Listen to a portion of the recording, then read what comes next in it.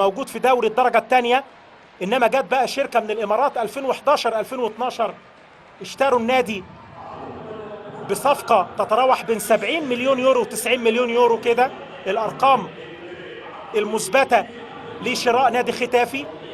وبدأوا يجيبوا لعيبة بداية الموسم بعد ما تعثر الفريق كتير في مسابقة 2014 2015.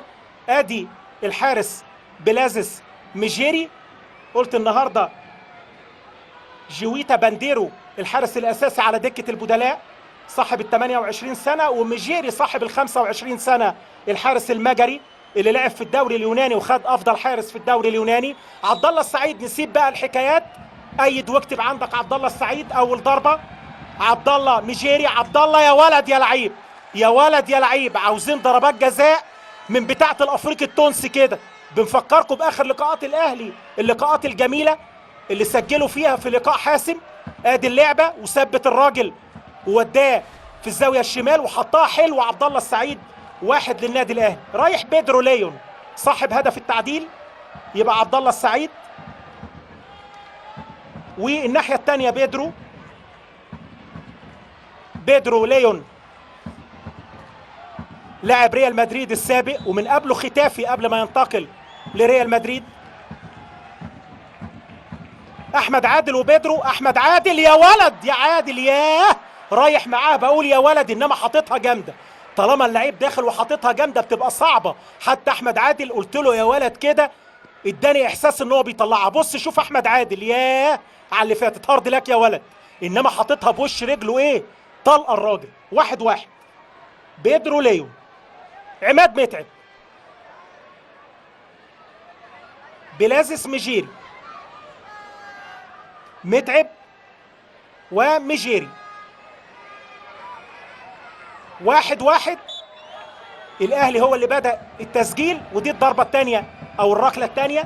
عماد متعب، عماد حلوة يا ولد يا لعيب، يا سلام على الجمال. عماد متعب 2-1. يبقى عماد متعب الضربة الثانية، والمرتين يروح في الزاوية العكسية حارس المرمى، وعماد يحطها جامدة ورايحة فين، في سقف الشبكة. انما هنشوف الضربة والركلة الثانية لفريق ختافي.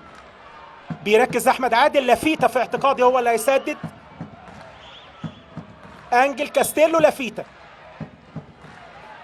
فعلا لافيتا هو اللي هيسجل، هو اللي هيسدد. لافيتا يحطها الراجل بحرفانة، يا ولد يا لعيب، حطها حلوة قوي. لافيتا الضربة الثانية. 2-2. يبقى كاستيلو لافيتا وبيدرو وعبد الله السعيد وعماد متعب. 2-2. محمد نجيب داخل، محمد نجيب على مهله. ختافي والاهلي 1-1 وضربات ترجيح في لقاء النهارده متعنا في فترات كبيره. محمد نجيب انما يحطها في القايم. محمد نجيب، هارد لك، هارد لك يا ولد. محمد نجيب يضيع اول ركله من 3 ركلات حط ايده فيها ميجيري، اهي اللعبه، وحط ايده وراحت في القايم وطلعت بره. يبقى محمد نجيب الاهلي سجل مرتين من 3 ركلات، وختافي ركلتين من اللعبتين اللي راحوا بيهم. وهيلعب الفارو جارسيا. الفارو، يلا يا احمد يا عادل، فرحنا بواحده، فرحنا بواحده يا احمد. احمد عادل انما حاططها الفارو على الارض، رايح كده من فوق لتحت. والفارو 3-2. 3-2 لختافي. الفارو، لافيتا كاستيلو، بيدرو ليون. والنادي الاهلي عبد الله السعيد، عماد متعب، وضيع محمد نجيب. حسام عاشور هو اللي رايح للركله الرابعه.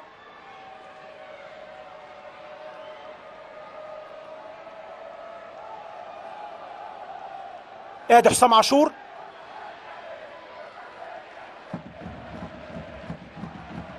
ميجيري بلازس اللي طلع لعبه محمد نجيب في حوار رابع مع الاحمر. حسام يا ولد يا حسام، يا سلام على الهدوء والجمال. حلوه حلوه يا ولد. حسام عاشور يسجل الجون الثالث من 4 ركلات، رايح ومثبته وحاططها وعارف هيعمل ايه. حلوه حلوه حلوه. الركله الرابعه ليه ختافي. كابتن فتحي مبروك، عملت عرض طيب النهارده، بنحييك عليه. داميان سواريز هو اللي هيلعب الباك اليمين، يبقى داميان سواريز واحمد عادل. بركاتك يا احمد، بركاتك يا ابو حميد. انما احمد عادل يروح في الزاويه الشمال ويحطها داميان. 4-3 4-3. ختافي 4 ركلات سجل منهم كلهم عن طريق بيدرو ليون، لافيتا، الفارو وداميان. احمد عبد الظاهر صاحب هدف التقدم الجميل قبل ما يعدل بيدرو. الركله الاخيره اللي تدي للنادي الاهلي امل ان احمد عادل يشيل الخمسه، انما هنشوف احمد عبد الظاهر الاول. وادي لعيبه ختافي واحمد عبد الظاهر ومجيري، انما يطلعها بره. ختافي يفوز على النادي الاهلي 4-3 بضربات الترجيح من نقطه الجزاء في عرض طيب للعيبه الاحمر هارد لك النهارده. انما لقاء تعادل 1-1، واحمد عبد الظاهر ومحمد نجيب يضيعوا ركلتين ويسجل حسام عاشور وعماد متعب وعبد الله السعيد. وادي الاثنين الحراس اللي عملوا عرض طيب في مباراه اليوم، وسجل